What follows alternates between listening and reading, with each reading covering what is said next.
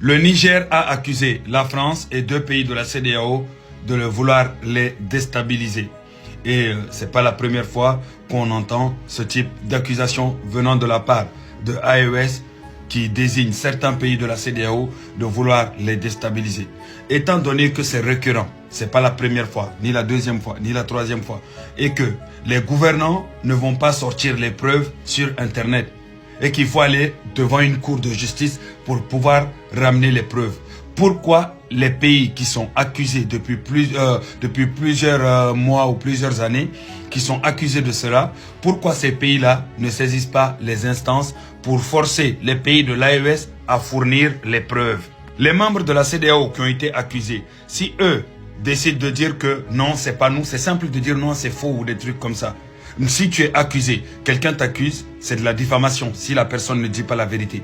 Donc, pourquoi les pays de la CEDEAO qui sont accusés ne saisissent pas la Cour de justice de la CEDEAO pour que la Cour de justice de la CEDEAO demande aux pays de l'AES de leur fournir des preuves légalement?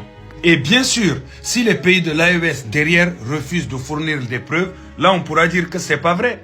Parce qu'on leur a donné des moyens de pouvoir fournir des preuves légalement devant la justice pour que la justice puisse trancher. Ils ont refusé. Donc ça se limite seulement sur des accusations. Là on peut dire oui, c'est des accusations seulement. Mais à un moment, il faut qu'on aille devant les cours, tu vois, pour pouvoir déposer. Chacun ramène ses preuves, chacun ramène ses arguments pour qu'on puisse savoir qui déstabilise qui.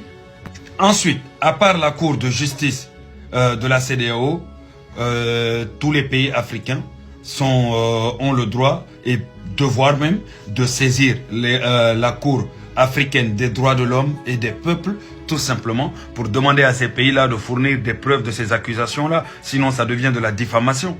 Et il faut savoir que la Commission des droits de l'homme et des peuples se trouve en Gambie. Donc c'est sur terrain neutre, tout simplement. Donc, il s'agit de toute l'Afrique, donc ils peuvent venir tout simplement. Chacun ramène ses preuves.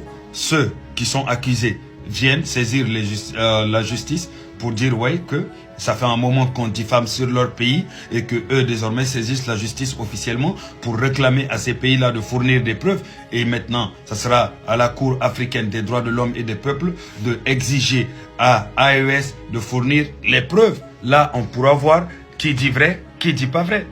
Je pense que c'est mieux que de rester tout le temps sur des accusations et l'autre il accuse, l'autre il nie.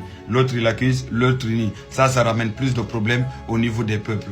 Venez tous, on va aller devant la Cour africaine des droits de l'homme et des peuples et devant le monde entier, que chacun ramène ses preuves et que chacun puisse fournir légalement aux yeux du monde ce qui lui permet de pouvoir faire ses accusations ou ce qui lui permet de pouvoir nier ses accusations. Je parle des deux côtés en même temps. Nous sommes bien d'accord qu'au jour d'aujourd'hui, tous les Africains veulent savoir ce qu'il y a derrière, c'est-à-dire que la suite de tout cela, toutes ces accusations-là, les preuves qui y vont avec, on veut tous savoir ce qu'il en est et autres. Mais vu que c'est des gouvernements, ils ne peuvent pas fournir ça sur Internet ou autre publiquement comme ça. C'est au niveau de la justice et ils ont toutes les instances qui sont disponibles auxquelles ils peuvent se référer pour pouvoir saisir, pour pouvoir demander.